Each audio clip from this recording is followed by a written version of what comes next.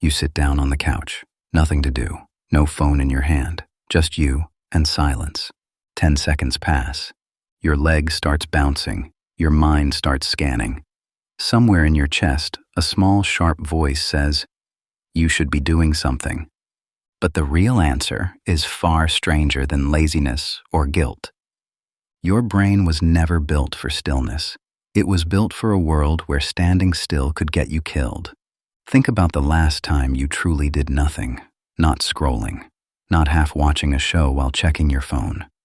Just sitting, doing absolutely nothing at all. It probably didn't last long. Most people can't manage more than a few minutes before the discomfort creeps in. In 2014, psychologist Timothy Wilson ran an experiment that became famous almost overnight. He put people alone in a room with nothing to do, no phone, no book, nothing except a button that delivered a mild electric shock. Within 15 minutes, a large number of participants chose to shock themselves, not because they enjoyed pain, because doing something, even something unpleasant, felt better than doing nothing at all. Why would a painful jolt feel more bearable than silence? The answer starts almost 2 million years ago, long before couches, before clocks, before the idea of free time existed at all. Your earliest ancestors lived in a world where stillness was expensive. If a hunter-gatherer sat idle for too long, they weren't resting. They were missing something, a threat approaching from the grass, a herd moving toward better ground, a storm building on the horizon. Idle time wasn't peaceful. It was risky. So evolution did what it always does. It rewarded the behavior that kept people alive, and it built discomfort into the alternative. Stillness without purpose slowly became something your body flags as wrong. This is where a concept called negative effect comes in. That's simply the scientific term for the small, uncomfortable, emotional static your brain generates when it senses something is off. It's not dramatic. It's not panic. It's just a quiet, persistent itch telling you to move, to check, to do. Neuroscientist Marcus Reichel discovered something remarkable about what your brain does during idle moments. When you stop focusing on a task, your brain doesn't power down. A network called the default mode network switches on instead. It's the part of your mind responsible for reflecting, wandering, replaying memories, imagining the future. Here's the strange part. That network isn't always calming. For many people, it becomes a spotlight aimed directly at worry. Without a task to anchor your attention, your mind drifts toward unfinished business. That email you haven't sent, that conversation you're replaying, that vague sense that time is passing and you should be using it better. This is why doing nothing rarely feels like rest. It feels like exposure. Now add another layer. You didn't just inherit ancient survival wiring. You were also raised inside a culture that assigns moral weight to productivity. Sociologist Max Weber described this shift centuries ago, tracing how certain cultures began treating hard work not just as useful, but as virtuous. Idleness stopped being neutral. It became something close to a character flaw. That belief didn't stay in the past. It got absorbed into modern life so completely that most people don't even notice it anymore. You don't consciously think, "I am a bad person for resting." You just feel a tug of unease when you're not producing something.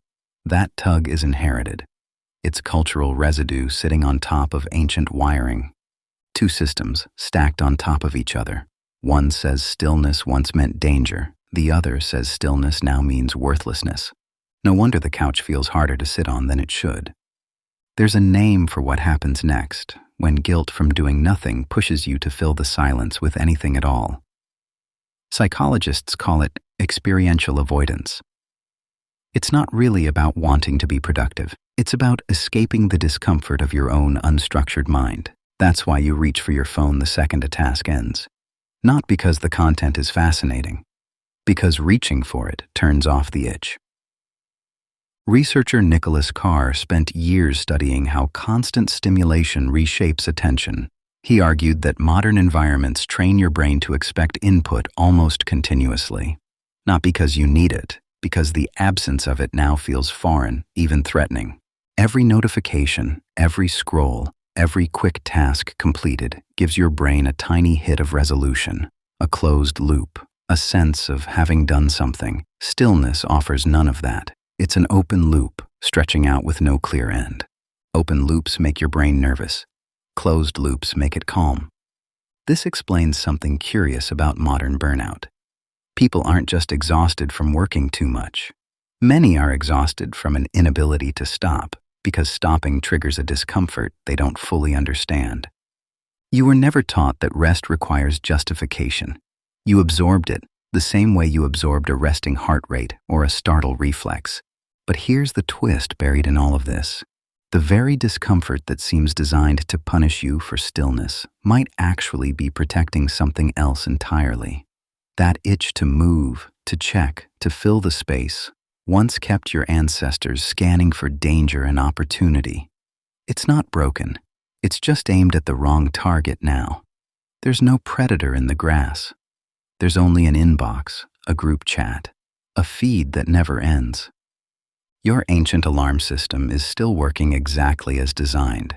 It's just misfiring in a world that no longer matches the one it was built for. Some researchers argue this mismatch is at the center of modern anxiety around rest.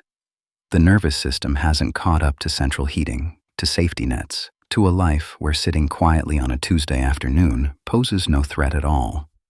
Understanding that doesn't make the guilt disappear instantly, but it does something almost as useful. It reframes the feeling. That tightness in your chest when you finally stop moving isn't proof that you're lazy. It's proof that your body still thinks it needs to be ready for something. Psychologist Kate Sweeney has studied a related phenomenon called the uncertainty gap, the discomfort people feel while waiting for something unresolved. Her research found that unstructured time often triggers a similar sensation because your brain interprets the absence of a task as a kind of unresolved threat. Nothing to solve, but the discomfort of solving lingers anyway, which raises an odd possibility. What if guilt during rest isn't a flaw in your character, but a fossil, a leftover reflex from a world where standing still really was dangerous? That reframes the couch entirely. The bouncing leg, the itch to check your phone, the nagging sense that stillness needs an excuse.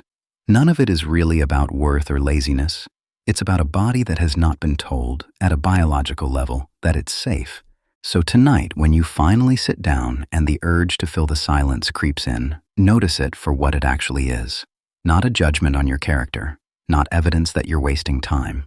Just an old signal echoing from a world that no longer exists, trying its best to keep you alive in a world where nothing is chasing you at all.